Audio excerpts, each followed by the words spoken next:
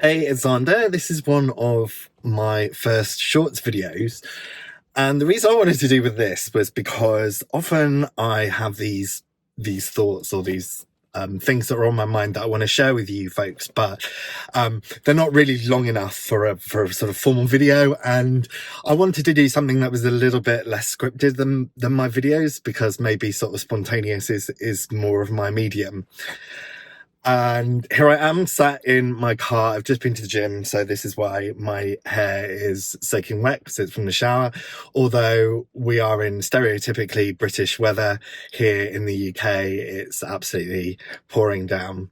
And I'm in my car, which, if you could see the back seat, has a towel with dog paw prints all over it, and this is like my rock and roll lifestyle, okay?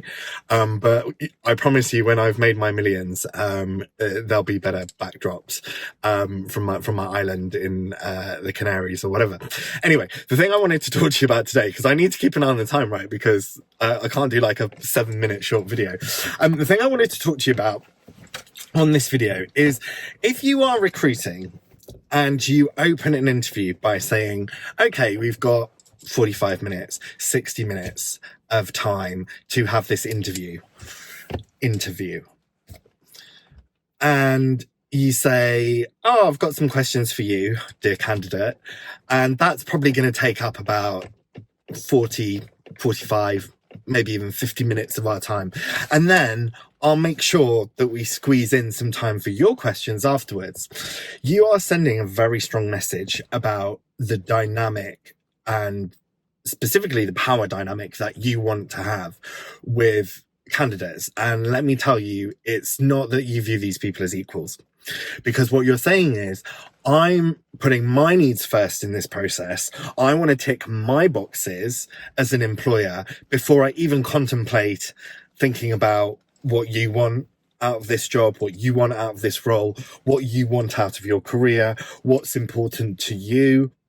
So when you start an interview in that way, when this is how you carve up your time in an interview, you're sending a very strong message about how you view your employees. And listen, this is before they've even got into the business, right? So this is how you treat perfect strangers, let alone how you treat your employees once they've signed on the dotted line. So I'd like you to give some thought to the fact that interviews don't have to be these auditions where the candidate comes in and you kind of go, right, dance for me, monkey. They are a two-way street. They are a date. They are about establishing whether there is a match or not. And frankly, if you need to go through rounds and rounds of 50 minutes that are all about your questions and your needs, then you need a better screening process.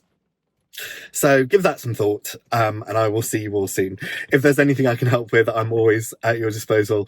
But for now, just take care of yourselves and each other.